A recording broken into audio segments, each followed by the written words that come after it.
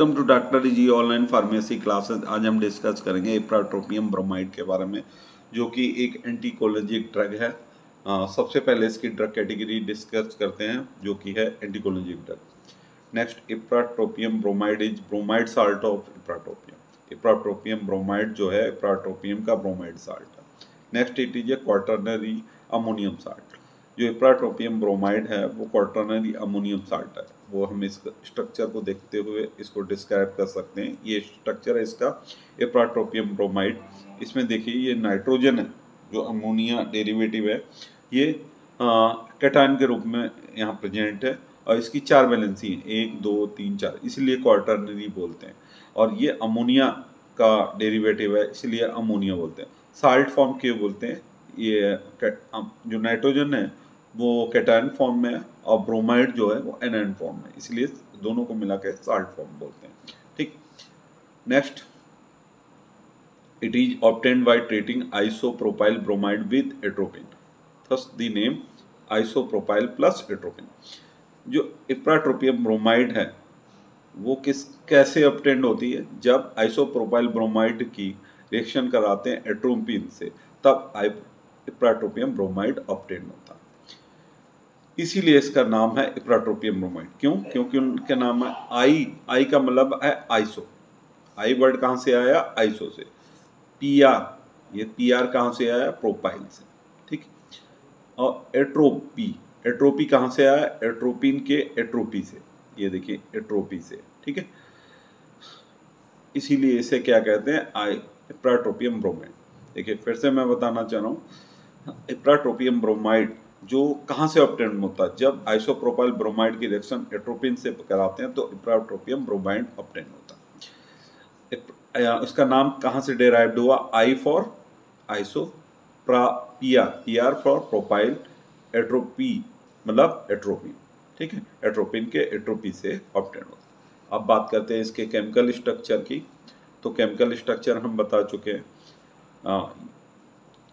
ये bromide ion है, bromine जो है एनायन के रूप में है।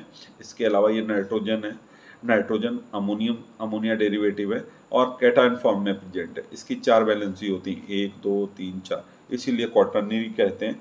और इस पर एक मिथाइल होता है, एक आइसोप्रोपाइल होता है। ये मिथाइल हो गया, ये आइसोप्रोपाइल होता है। और ये जो रिंग है इसको नंबरिंग कर लीजिए 1 2 3 4 5 6 7 8। ऑक्टा मेंबर, 8 मेंबर्ड है, इसलिए ऑक्टा मेंबर्ड कहते हैं, ऑक्टाइल कहते हैं। ठीक। उसके बाद यहाँ से नंबरिंग के लिए यहाँ से करिए पहले 1 डैश 2 डैश। ठीक है, 1 डैश पे क्या है? मिथाइल है, ये 2 डैश हो गया। यहाँ पे करिए 1 double dash 2 double dash 3 double dash. ठीक, तो ये हो गया प्रोप 3 कार्बन का है प्रोप, ये प्रोप हो गया। इन क्यों है? क्योंकि इनके देखिए कार्बन के बीच में कोई भी डबल बॉन्ड या ट्रिपल बॉन्ड नहीं है, इसलिए इन हो गया। ये O8 मतलब ईस्टर जो है, ईस्टर ग्रुप प्रेजेंट है। ये देखिए ईस्टर है, COO ये। ठीक है, ये ईस्टर मतलब सुफिक्स क्या है? ईस्टर। सेकेंडरी सुफिक्स क्या है? ईस्टर। मतलब यहाँ पे ईस्टर ग्रुप प्रेजेंट होने के कारण O8 लिखा ऐड है इसमें। ये 3 डबल डैश पे हाइड्रोक्सी ग्रुप ऐड है और 2 डबल डैश पे फिनाइल ग्रुप है। ठीक है, अब हमने आपको पहले बताया ये किसका डेरिवेटिव है? एट्रोपिन का। ये देखिए एट्रोपिन का स्ट्रक्चर है, बना दिया। और ये आइसोप्रोपाइल ब्रोमाइड का है। ठीक है, ये एट्रोपिन का है। एट्रोपिन के स्ट्रक्चर में हम क्या ऐड कर रहे हैं? एट्रोपिन इसके स्ट्रक्चर में क्या है? यहाँ पे बस आइसोप्रोपाइल ग्रुप लगा रहे हैं इस पे। अभी यहाँ देखिए 3 कार्बन है, 1 2 3, टर्सरी। हाँ ठीक है, जब ये ग्रुप ऐड हो जाएगा यहाँ पे तो ये क्वाटरनरी हो गया। ठीक, ये देखिए ये आइसोप्रोपाइल ग्रुप है, मतलब इतना ग्रुप। ठीक है, ये यहाँ पे ऐड हो गया। और ये देखो मिथाइल, ये है देखो मिथाइल, ये ऑक्टा मेंबर्ड, ये ऑक्टा मेंबर्ड है। ये ईस्टर ग्रुप COO, ये COO हो गया। ये 1 2 3 3 कार्बन, 1 2 3 कार्बन। OH यहाँ भी है और यहाँ भी है। ये फिनाइल है, ये फिनाइल। ये एट्रोपिन जैसा ही होता है, बस आइसोप्रोपाइल ब्रोमाइड से रिएक्शन करा के यहाँ पे इस वाली नाइट्रोजन पे आइसोप्रोपाइल ग्रुप ऐड हो जाता है। ठीक है, अब बात करते हैं इसके IPSC नेम की। तो IPSC नेम की बात करने के लिए देखिए क्या है? 8 मिथाइल। 8 पे देखिए 8 मिथाइल, 8 पे ये वाली मिथाइल हो गई। ठीक है, उसके बाद 8, इसी 8 पे क्या है? 1 डैश मिथाइल इथाइल।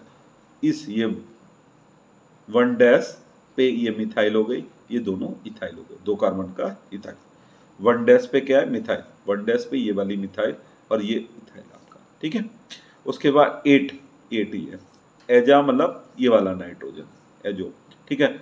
ओनियम, ओनियम क्या है, ये क्वार्टरनरी फॉर्म में है, ठीक है, क्वार्टरनरी कैटायन फॉर्म में है इसलिए ओनियम, ठीक है। क्वार्टरनरी और प्लस क्या है, कैटायनिक फॉर्म में इसलिए ओनियम हो गया। बाईसाइक्लो क्यों है, 2 साइकिल है, एक देखिए इधर है साइकिल, ये साइकिल है और दूसरी ये साइकिल, 2 साइकिल मतलब 1 और 2, बाईसाइक्लो, 2 साइकिल होने के कारण इसको क्या कहती है, बाईसाइक्लो, ठीक। फिर 3, ये देखिए ये जो दो कार्बन है इनके बीच में इस साइड कितने एटम है, कितने मेंबर है, 1 2 3, ये 3, ठीक।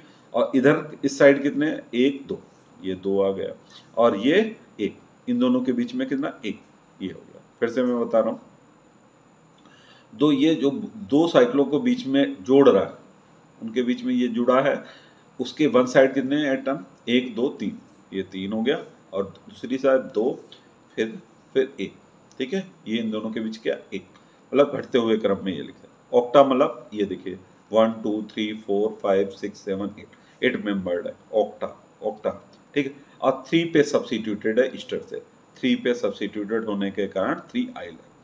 उसके बाद 3 डबल डैश हाइड्रोक्सी, ये देखिए 3 double dash hydroxy, 3 double dash पे क्या लगा, हाइड्रोक्सी।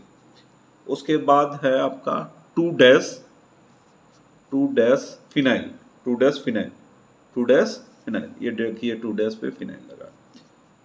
प्रोपेनेट हमने आपको ये बताया था, प्रोप मतलब 3 कार्बन का, 1 2 3, एन मतलब इन तीनों कार्बन के बीच में कोई डबल बॉन्ड नहीं है, सैचुरेटेड है इसलिए एन।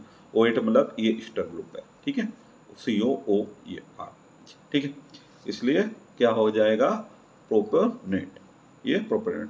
उसके बाद ब्रोमाइड, ये देखिए ब्रोमाइड, ठीक, ये हो गया। Next chemical formula C12H13Br NO3, molecular weight 412.36। Property में कलर क्या है, वाइट और ऑलमोस्ट वाइट क्रिस्टलाइन पाउडर, सफ़ेद कलर का क्रिस्टलाइन पाउडर होता है। ऑर्डर, ऑर्डरलेस, कोई ऑर्डर नहीं होता। टेस्ट, टेस्टलेस, कोई टेस्ट नहीं होता। Solvability, freely solvable in water, ethanol insolvable in alcohol and ether, पानी और इथनॉल में घुलनशील होते हैं पूर्ण तरीके से, क्लोरोफॉर्म और ईथर में अघुलनशील होते हैं। मेल्टिंग पॉइंट की बात करें तो 230 डिग्री सेल्सियस होता है, ठीक है, ये इसका मेल्टिंग पॉइंट होता है। नेक्स्ट बात करते हैं stability and storage. It should be stored in foil pouch at room temperature 20 to 25 degree Celsius and protect from light and moisture. जो इप्राट्रोपियम ब्रोमाइड को हमेशा रूम टेम्परेचर जिसका कितना होना चाहिए, 20 से 25 डिग्री में पर रखते हैं, और पॉलीथीन में लपेट के रखते हैं, फॉइल पॉइच में लपेट के रखते हैं, मतलब पॉलीथीन में, एल्युमिनियम फॉइल में लपेट के रखते हैं, और हमेशा लाइट और मॉइस्चर से, नमी से दूर रखते हैं। यूजेज, इट इज यूजेज की बात करें, it is used as anticholinergic drug. Ipratropium bromide को as a anticholinergic drug use करते हैं। Next, it is used as a bronchodilator, इसको ब्रोंकोडाइलेटर के रूप में यूज करते हैं। Next, it is used for the symptomatic relief of rhinorrhoea मतलब रनी नोज और रहिनेटिस नाशु। इप्राट्रोपियम ब्रोमाइड को रनी नोज या रहिनोरिया या रहिनेटिस के ट्रीटमेंट के रूप में यूज करते हैं, ठीक है। नासून मतलब नाक से जब बहता है, नासून हो जाता है, उसको ट्रीटमेंट में यूज करते हैं। Next use, it is used for the treatment of acute asthmatic attack. Acute asthmatic attack के ट्रीटमेंट में इप्राट्रोपियम ब्रोमाइड को यूज करते हैं। Next use, it is used for the treatment of sialorrhoea मतलब hyper salivation. जो ipratropium bromide को जब बहुत ज़्यादा सेलाइवा सेक्रीट होती, उसके ट्रीटमेंट में यूज होता है।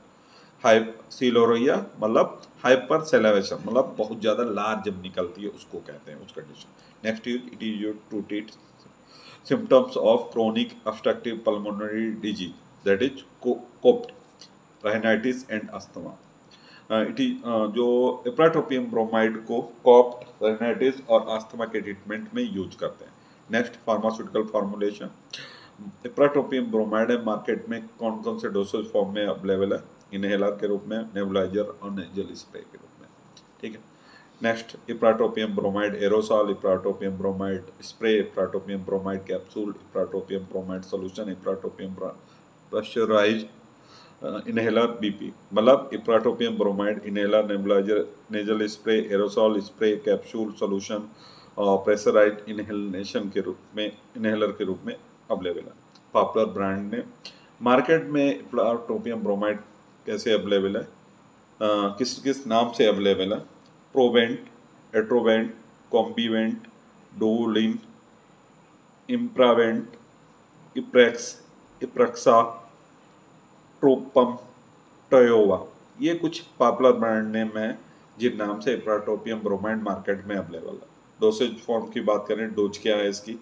डोसेज फॉर्म की बजाय डोज क्या है, मतलब मार्केट में, मतलब डोज किस डोज में देना चाहिए पेशेंट को? 40 to 80 mg बाय इनहेलेशन, मतलब 40 से 80 mg के बीच में देना चाहिए by the inhalation. Thank you.